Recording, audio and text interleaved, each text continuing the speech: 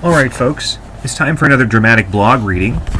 As you can see from the title, I just got back from the counter-protest.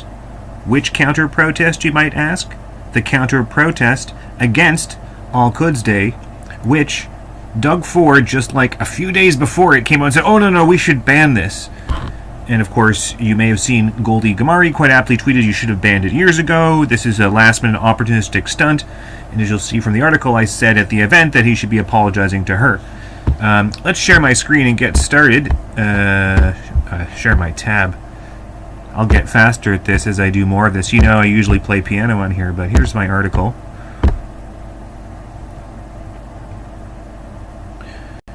There we go.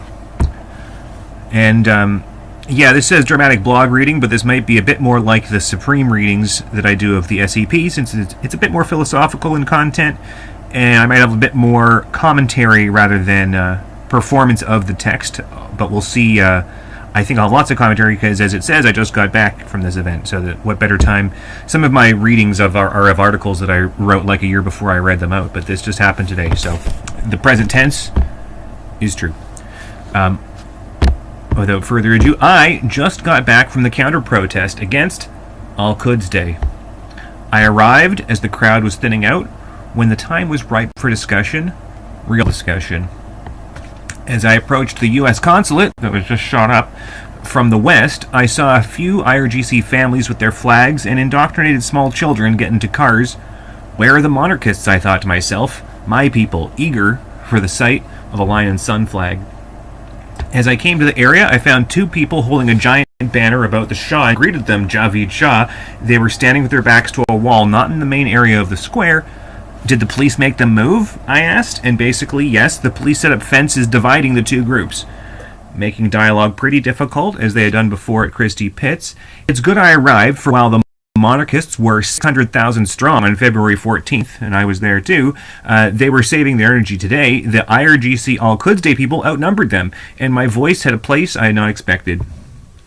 Although the largest group attending was neither monarchist nor Islamist, the largest group of people was this one, cops and legal observers. I stood beside the people with the Shah flag and said, well, I'm with you guys, and made eye contact with every C across the aisle and made sure that they recognized me, their former ally, on the other side today, because guess what? I'm not an anti-Semite. I heard some nonsense from the other side about a few hundred dead and collateral damage with no mention of the 50,000 slaughtered, and the monarchists could see how much it enraged me when I muttered under my breath that this was nonsense, and I slowly took a position at the front of the small remainder group of monarchists. Remember, I got there late, semi-deliberately, as the police removed the fences. One cop looked at me like, you got this? At first, I stood and watched the rabid, incoherent chants of the worst of the left, until one child leaving with their parent walked by and stared at the banner of Trump in front of the banner of the Shah. He stood 5 feet away, a bit less, and I bent down in my best teacher voice and said, Jews are indigenous to Israel. And as the simplest possible explanation I could offer his confused face, the opposition heard this, and I could feel their energy shift as they realized they were dealing with something far more dangerous than an angry bearded counter-protester, a compassionate teacher, someone they couldn't easily strawman or demonize. The crowd on the other side was not all Arab. The loudest person was a small indigenous Canadian woman, a mother with a megaphone, who had previously supported my leftist political campaigns against unjust power in Canada, Eileen Tobias. There's footage of her on Karima's channel as well. Before the barriers had been removed, I shouted at her louder than her measly megaphone that she should come and talk to me. That was after I had bellowed at the group my introductory volley, where are Jews indigenous to? Donald Trump is a pedophile, they replied. Yes, this is the level of discourse you can expect at these events. That's not a fucking answer. Where are Jews indigenous to? I didn't end up talking to Eileen that day, today, but I remarked to a gentleman named Rob who came over to interview me that Eileen, as an indigenous woman, should be able to understand the two issues that drove me to be on the side opposing her. 1, the indigeneity of Jews to Israel. 2, the absence of women's rights in Iran.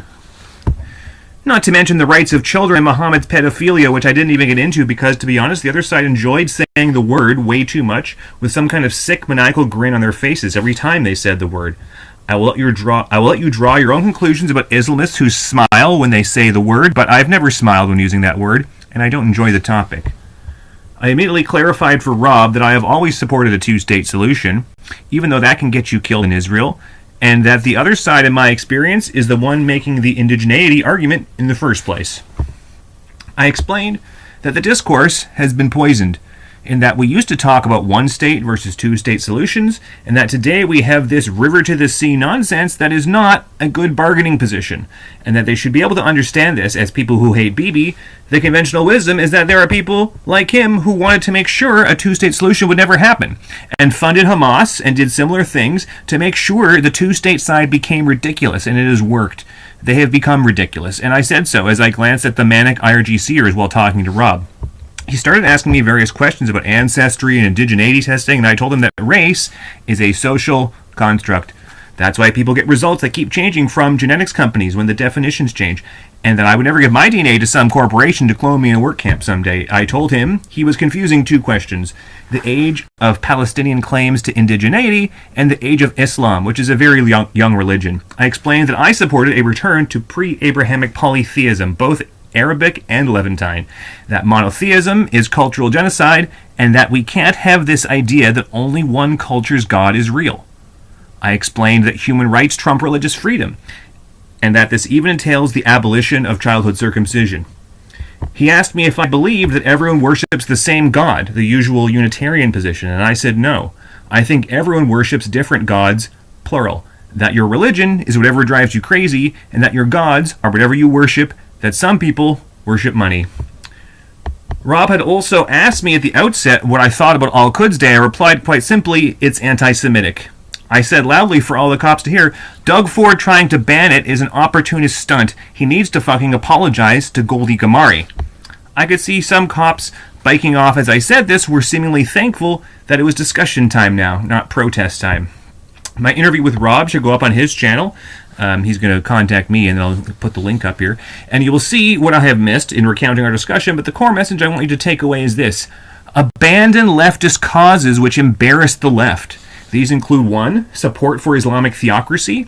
2. Support for regimes in which women do not enjoy equality before the law. 3. Denial of the indigeneity of Jews to Israel. And 4. Using pedophilia as a mere rhetorical football, rather than the reductio ad absurdum of Islam as a political system or religion that it is.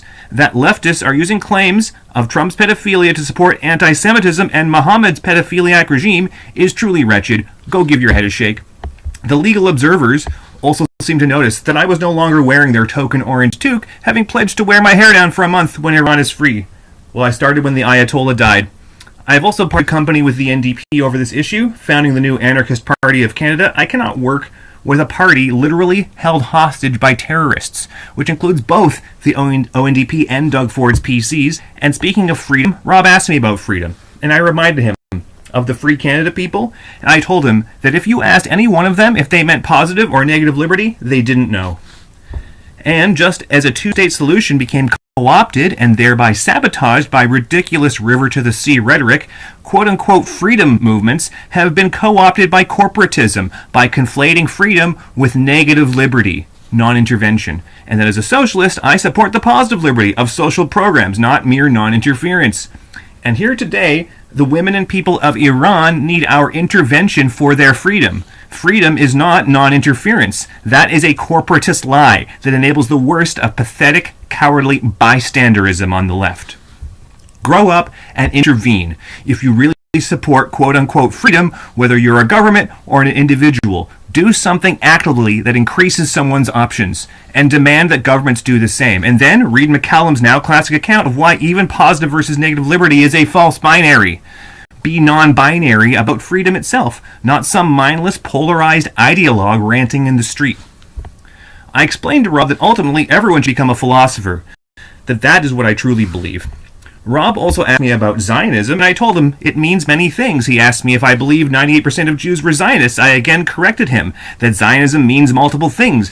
I asked him if 98% of Jews were Christian Zionists. No, and Christian Zionists vastly outnumber Jewish Zionists, so get it straight. I asked him if Jews should be expelled from every country on earth. No. I said, therefore, they need a state, given the state of global anti-Semitism, and that no one opposing there be at least one Jewish state has any other solution for global anti-Semitism, nor do they even fucking care about it. No one has a solution for it. A Jewish state is the only solution.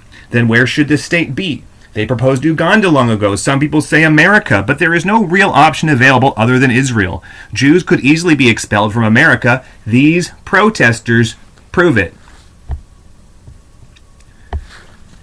Then I flipped the question on him. Is a two-state solution Zionist? That stopped him dead in his tracks, and I said, aha, do you see? Then I shouted at the opposing crowd, is a two-state solution Zionist? Karima, who was standing around, said, you know, that's a good question. I think they would say, yes, it is. And I told Rob that a two-state solution is Zionist, because in a two-state solution, Israel still exists. Imagine that. And this is how far we have come from a reasonable conversation since the debate I grew up hearing, one state versus two states. Revive the conversation this way. Is a two-state solution Zionist? And by the way, the simplest thing I told Rob in our entire conversation was that while it wasn't Trump's ideas, the words in Trump's speech were correct. This is our best opportunity for freedom in Iran and to avert a nuclear war for generations. The choice is either we act now and face whatever that costs, or Iran faces another 4 generations, say, of this brutal oppression. That is the reality in which you are a bystander, folks.